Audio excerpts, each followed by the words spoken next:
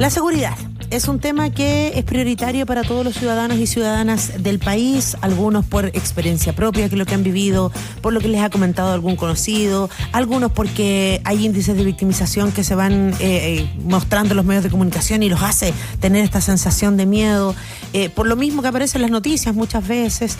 Son tantas las aristas que nos llevan a pensar que la seguridad tiene que ser no solo una prioridad para nosotros, sino que también un desafío para el Estado, no solo el gobierno. De hecho, escuchábamos a Carolina Leitao, la subsecretaria esta mañana en El País, que decía que ojalá los avances que se puedan ir tomando ahora que hay un nuevo ministerio traspasen los gobiernos, ¿no? Y puedan tener por lo menos un desde siempre con miradas a mediano y largo plazo.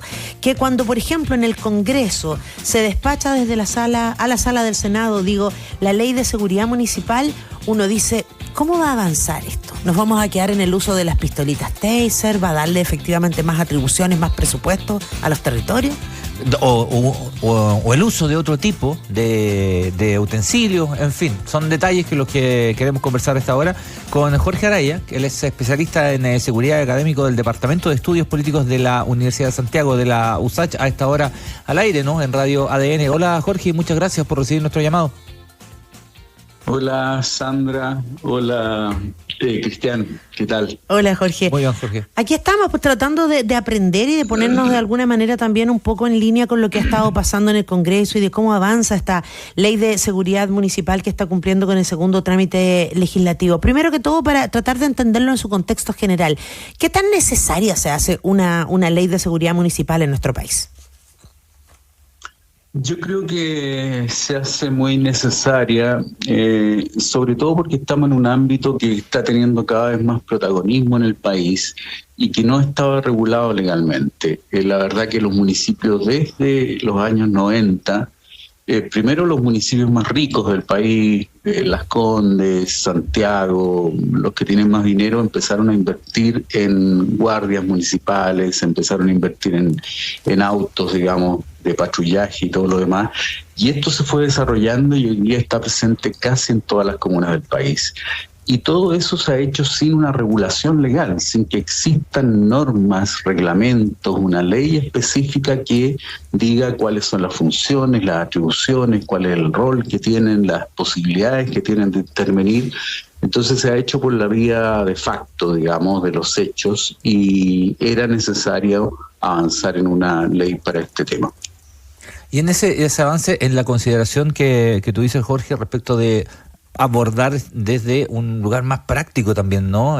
Porque se habla mucho de términos de seguridad y hay un montón de propuestas y hay un tema que hay que abordarlo, pero de pronto hay algunas cosas que tienen que ver desde lo práctico y lo global y pueden convivir. Ahí uno de pronto extraña esa mirada quizás, ¿no? Bueno, creo que efectivamente hay mucho que aprender de la práctica. O sea, los municipios han ido desarrollando distintas estrategias. Está esta estrategia del ODS-14 Carabineros, que es de los patrullajes mixtos de carabineros con inspectores municipales, que yo creo que por la vía de la práctica ha sido muy exitosa y es una experiencia que se ha ido extendiendo a otras comunas, pero ahí dependemos siempre de la capacidad que tenga Carabineros de disponer de efectivos, digamos, y del municipio también de disponer de inspectores de seguridad o de guardias municipales. Entonces son prácticas positivas que nos deja la experiencia para poder también convertirlas en algo más extendido a todo el país, digamos, cosas positivas que se logran.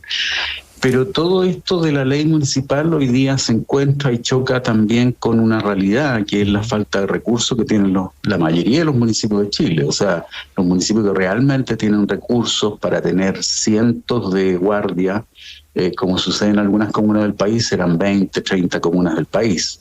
El resto, las otras casi 300, digamos, municipios, tienen recursos bastante limitados. Entonces, ese es un problema hoy día crítico con la implementación de la ley.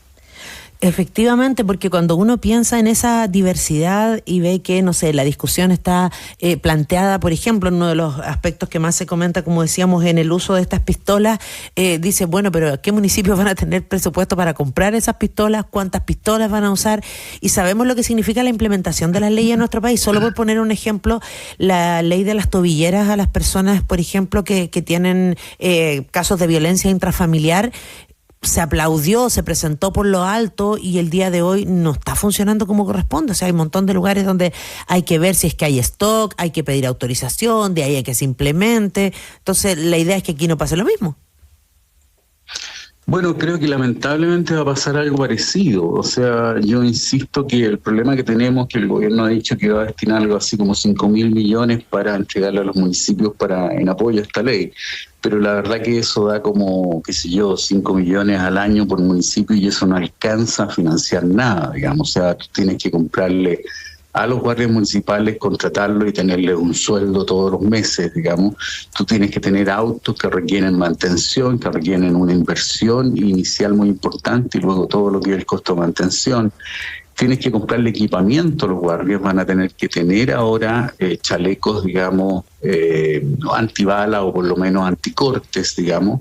Tienen que tener casco, tienen que tener, digamos, los bastones retráctiles, las pistolas taser, si es que se eligen esas, digamos, como medida, el gas pimienta, los whoppers que enlazan al detenido, a la persona que está siendo imputada, digamos. Entonces, tú tienes un conjunto de medios tecnológicos y de personal y de vehículos, qué sé yo, en los que tienes que invertir.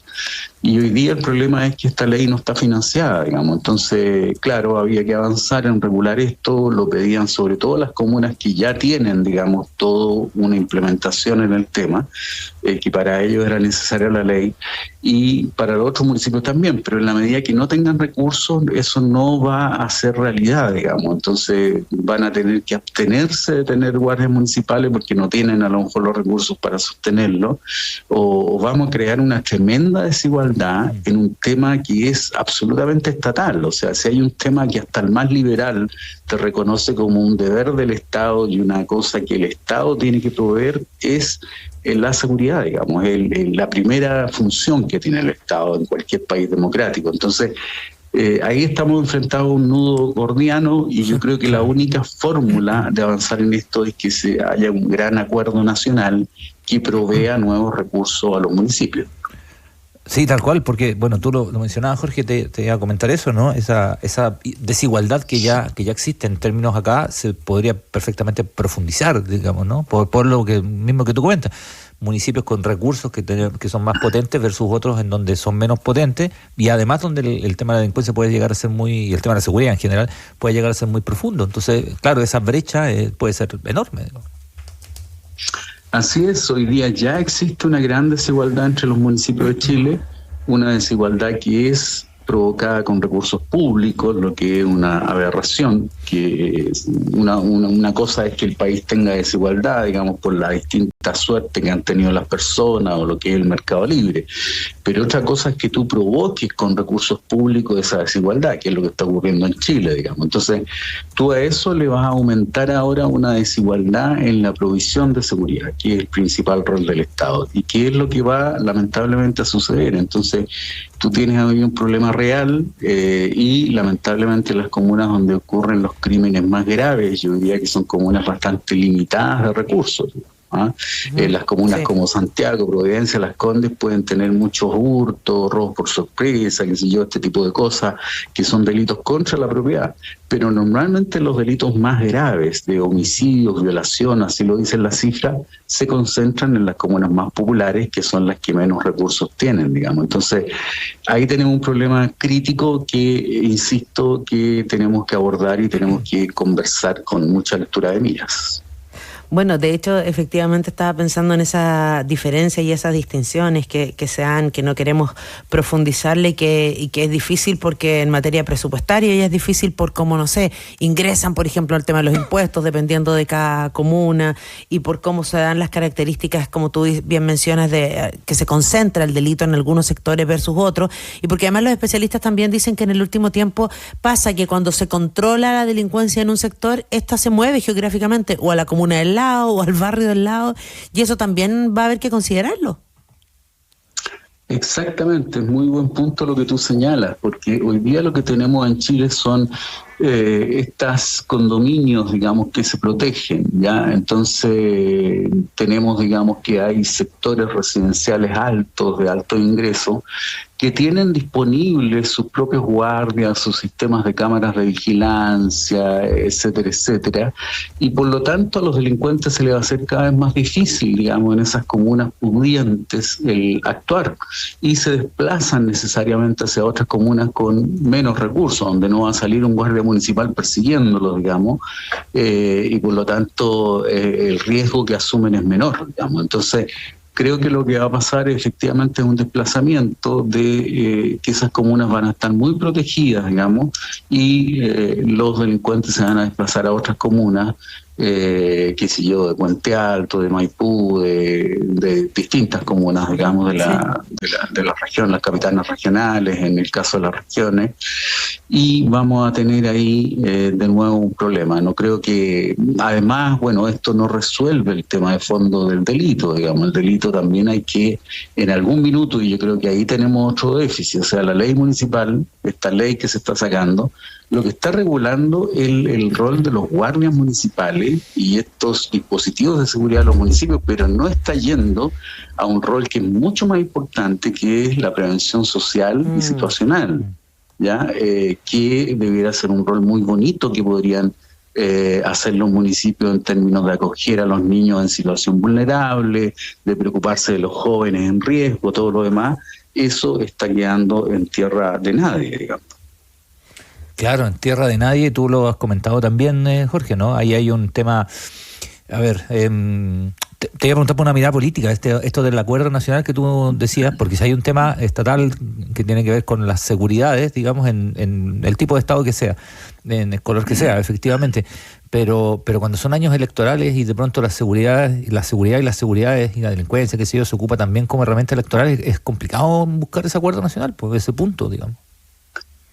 Es muy complicado. Yo creo que lamentablemente este tema, que debiera ser un tema nacional, de unidad nacional, es un tema que se usa para la lucha política, digamos. Entonces un gobierno acusa al otro de que no sabe combatir la delincuencia, pero ya hemos pasado por gobiernos de distintos signos que han prometido, digamos, una lucha contra la delincuencia, pero eso no avanza mucho, digamos. ¿Ya?